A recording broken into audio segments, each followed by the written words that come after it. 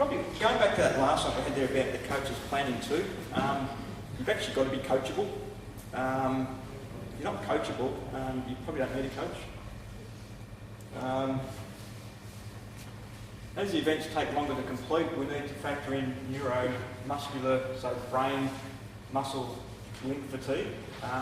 This is fatigue that results from repeating the same action over and over and over. E.g. if you ride at a cadence of 80 RPM, then over time your brain's going to be tired because it's repeatedly instructed the same muscle fibre to perform the same action time after time after time. So, and that was one of the big things I learned out of Chris Lee, because that was my problem with running 335s all the time. I was just running at the one constant pace all the time. So just 5 minute K, I thought, yeah, for me to do this and to achieve what I need to do, I just need to go out and run. I think at the time we worked it out, I just need to run 4 minute 50 Ks. So my long run was just 4 minute 50 Ks. Didn't work. All I was doing was training one level of the muscle fibre, and you link that back to your race then, and you say, well, in a marathon or any run that you've got, whether it's a fun run, 5Ks, 10Ks, 15Ks, 20Ks, whatever you're doing, think about yourself, how you feel. It's generally everyone's excited at the start. It's easy at the start. It then gets steady, gets a little bit harder, and it gets really hard at the end. That was my problem with my training.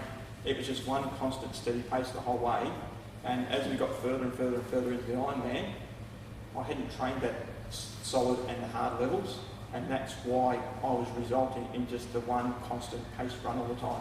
I didn't have that ability to increase my pace, and it's not just, don't relate it back to the marathon, this is the same for a 10K run or a 5K run or a half marathon.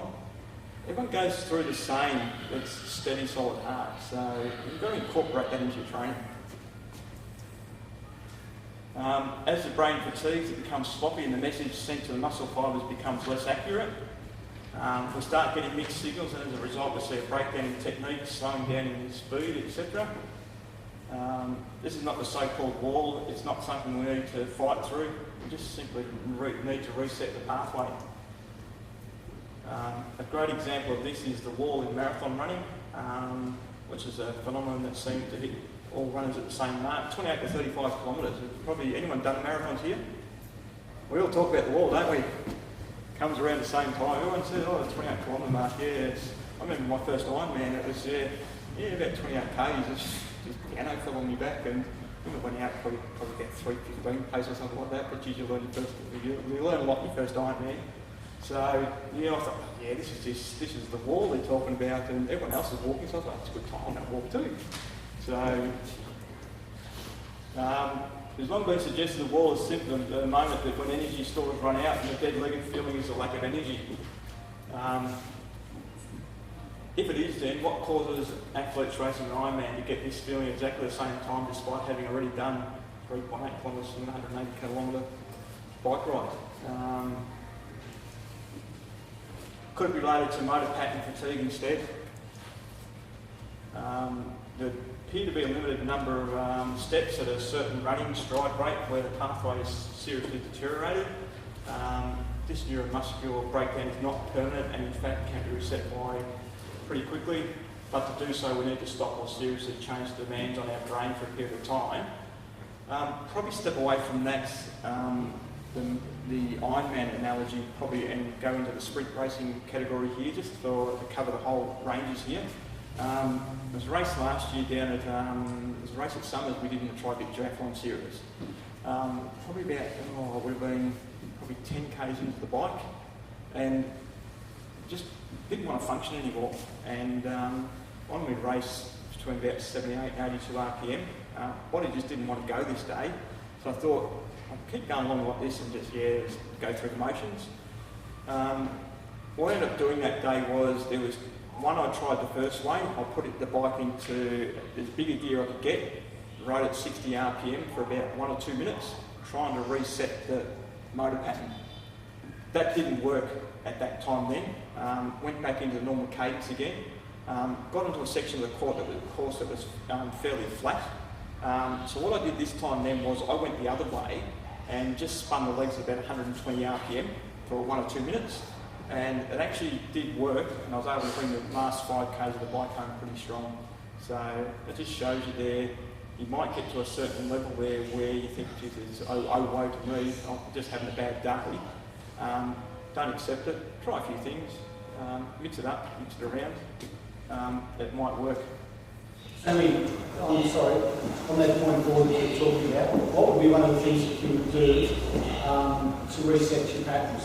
And you're talking about there about the 28 to 35k mark of the marathon, whether it be in a straight marathon or in the Ironman. What are some of the things practically that you can do? Big one, say in Ironman racing, is aid stations. It's a common thing that a lot of the pros do. Is you'll see a lot of people walking through aid stations later in the race, just to get down. So your legs are probably running along at say 85, 90 RPM. You then go into a slower period there, and then reset again. Big one that I've used myself, probably when I was still doing half Ironman racing, is when I used it at Shepparton one year, and I hear a lot of people talking about it too, and I hear because just in general conversation is the 9 minutes of running and then 1 minute of recovery. So whether it's if you're in training, whether it's walking or whether it's a very slow jog, but change the pace, that's all you need to do. And you're talking about either training or in the race as well? Yeah. I've had people in conversations where we've had someone that's gone out and did their long run and did it constantly at one pace. They've gone out, then they were told to go out and try this, 9 minutes on, 1 minute off, and actually ran quicker, ran further. So that just gives you some kind of idea there, is resetting it there. There's one that we use commonly in training also too, is if we, on our long runs and you get that heavy-legged feeling out there, and you start to feel like, I don't feel like this is just not quite right, we'll go 30 seconds on, 30 seconds off. So we'll also use them as like a technique stride, but increase our cadence and run quicker for 30 seconds. Then you might only need to do 5 of them, you might need to do 10 of them, but that seems to have a good way to reset the motor pattern. Then you get back into running again and you lose that dead leg feeling. So if you go out on your long runs and your legs are just getting sorer and sorer and sorer, try and link it back to that motor pattern that you've just constantly gone at the one pace all the time. Probably a way I could probably better explain it too is last year at the Ironman, I didn't have quite a good marathon last year, but probably the 12 or 13k mark, it got really sore, and I thought, oh, it's going to be a long day here. But with the confidence I had with the training and knowing what I knew about the motor patterns then was, I just picked up the pace. It didn't get any sorer. Got into the last probably 7Ks, and there was actually someone in front of me that I wanted to actually catch and pass. We're not talking a lot here. All I went up was 5 seconds per kilometre, and then the next lot down was I went up another 5 seconds per kilometre in that last 7Ks, and it didn't get any worse. And just used a different muscle motor pattern because I was running obviously at a quicker pace and a quicker RPM cadence too. So that answers the question. Yeah, it's just change it up. Just don't just accept it. Change it. Whether it's running quicker, whether it's running really slow, walking, slower jogs, just change the pace around for a while and just play with it and see what you can. It will eventually change too. So. Now, a new set of principles. Rethink your emphasis on endurance systems when training. Being consistent in developing other motor patterns will enhance your aerobic endurance anyway. When doing long aerobic sessions, consider taking the first half easy. This will allow you to absorb your previous training without creating more fatigue. Add some strength work to the back end of the session to get a better quality race-specific workout and develop other motor patterns at the same time. Those hard efforts in the back end of the session, one, it's going to be race specific because it's hard at the end of the bike and hard at the end of the run, but they're going to make you stronger, they're going to make you harder too. So concentrating your efforts at the back end of the session recruits deeper muscle fibres, creating more strength and power. Combine endurance work with short work in one of the other disciplines towards the end of the session or later in the day. This will stimulate the dormant speed motor pattern system that was switched off during the endurance sessions. We do a lot of split running. I should say a lot of people I coach too, and we do a lot of split running. Reason being is we can actually get 2 different types of workout in the day. we'll do, say, a long run on, say, a Sunday morning. We'll come back out in the afternoon and we'll do a 30-minute run. All we're doing there is a 10-minute easy warm-up. It only has to be 5, 6, 7-minute Ks. We run down to the football ground and it's probably only, I think it's what, 2 Ks or something like that. It takes us 10 minutes to get down there, so we're only running 5-minute Ks. We then do laps up and down the football ground.